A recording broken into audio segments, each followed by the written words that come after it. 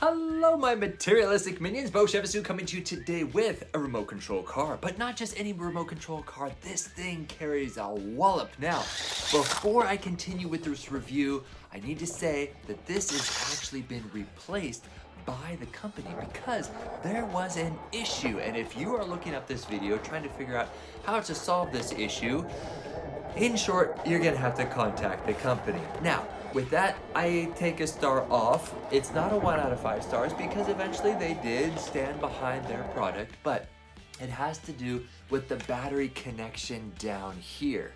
And basically, if you drive it a little aggressively, which odds are you're not gonna drive it gently, but if you're gonna drive it somewhat aggressively, then you are going to have this little connection, this is the battery right here, come out of this connection right here. And so you would think, oh yeah, it just clips right in there, but there's a little tooth that it slides in like this and then the tooth comes down like that. That tooth does not come down all the way, it was just kind of up like this. So when the connector went in and it felt some kind of jostle, it would just kind of jostle out because there was nothing actually holding this little piece in. So if you're having issues, I'd recommend that you reach out to them. But with that being said, once I did get an operating unit, decent battery life, incredible amount of power. I gave this to my daughter Lucy, who's 7 years old, and she got the controller and went bam! And man, this thing just spun out and ripped.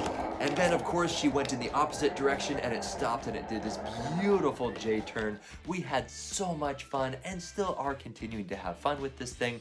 Rather durable. One other thing to keep in mind also is if it keeps drifting from side to side, as you probably well know, you can adjust that using this little piece right there. I have it covered with duct tape because we've been using this very, very aggressively. We've been taking it off jumps and everything, and I noticed that if it hit too hard, then it would get kind of cattywampus and it would kind of do this, and it would always want to sort of bear right or turn right.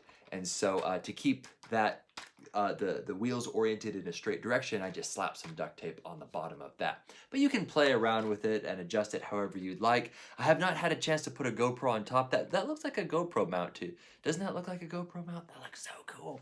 And so that's it. It does come with 2 batteries, and if in fact your battery actually fits all the way underneath, it also comes with a little screwdriver that on the bottom you're gonna have to take out that initial screw right there. I would recommend putting the screw back in after you actually put the battery in there if you're driving it as aggressively as we do. And then as for the batteries that go in there, I believe it was 4 AA batteries. I don't want to take the screw off right there, but you probably have batteries laying around the house. But that's it, a down and dirty demonstration of this remote control car. I hope this is helpful in determining whether or not this is right for you. My name is Beau. The link to this is in the description below. Catch you later.